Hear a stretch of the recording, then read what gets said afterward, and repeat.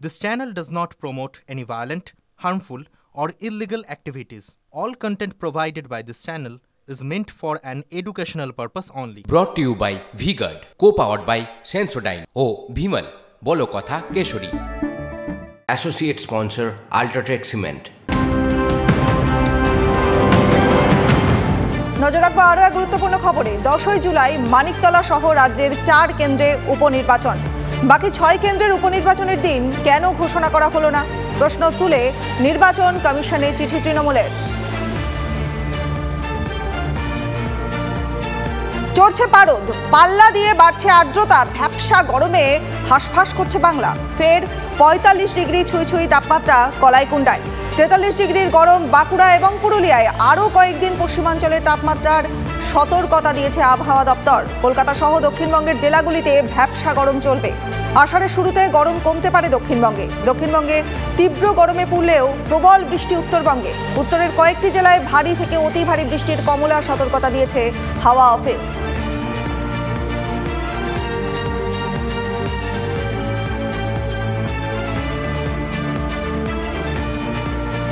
গরমের ছুটির পর স্কুল খুললেও পড়ুয়াদের উপস্থিতি নিয়ে চিন্তা।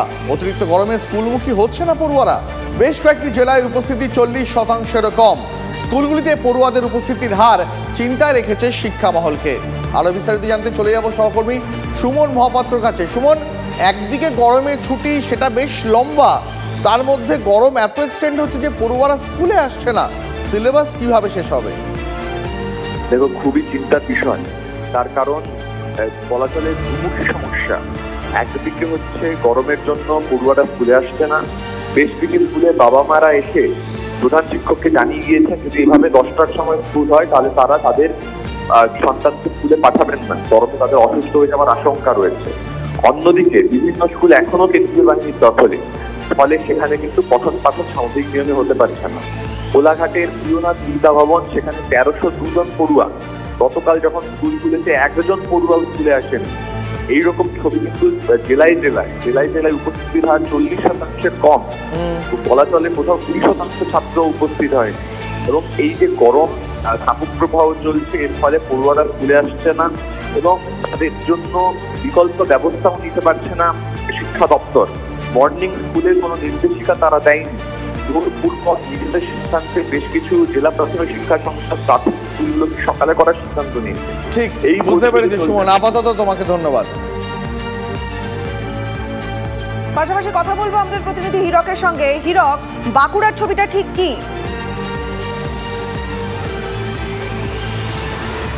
রনিপা, দেখো, সুমন যেমনটা বলছিল তেমনটাই কিন্তু বাঁকুড়ার ক্ষেত্রেও দেখা যাচ্ছে। কারণ বাঁকুড়ার এখনও বেশ কিছু স্কুল রয়েছে যেখানে কেন্দ্রীয় বাহিনী রয়ে গিয়েছে। 4 তারিখে ফলাফল ঘোষণা হয়েছে, তারপরে প্রায় 1 সপ্তাহ কেটে গিয়েছে, কিন্তু এখনও পর্যন্ত ভোট পরবর্তী হিংসার কথা মাথায় রেখে কেন্দ্রীয় বাহিনীকে জেলায় রেখে দেওয়া হয়েছে এবং সেই কেন্দ্রীয় বাহিনী রয়েছে স্কুলে। তার ফলে স্কুল খোলার পরও নির্দিষ্ট সংখ্যক যে ক্লাসরুম প্রয়োজন সেই ক্লাসরুম স্কুলগুলি পাচ্ছে না। এটা যেমন একদিকে সমস্যা, তেমনই গতকালও বাঁকুড়া জেলার সর্বোচ্চ তাপমাত্রা ছিল 43 ডিগ্রি সেলসিয়াস। শুধু তাই না, তার সঙ্গে 55% আপেক্ষিক আর্দ্রতা।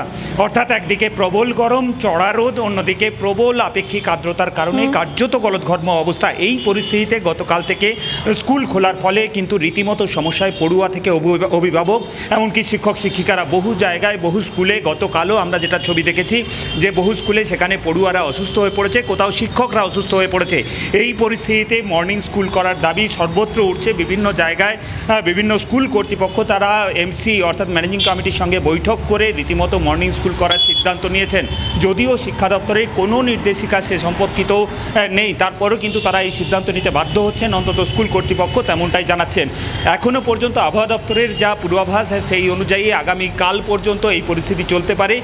তেমনটা যদি হয় তাহলে আজও স্কুলে, বিভিন্ন স্কুলে যে উপস্থিতির হার, সেই উপস্থিতির হার কিন্তু অত্যন্ত কম হবে, অন্তত তেমনটাই শিক্ষক শিক্ষিকা মহল ধন্যবাদ তোমাকে। Brought to you by V-Guard, co-powered by Sensodyne O Bhimal বলো কথা Keshari. Associate sponsor Ultratech Cement।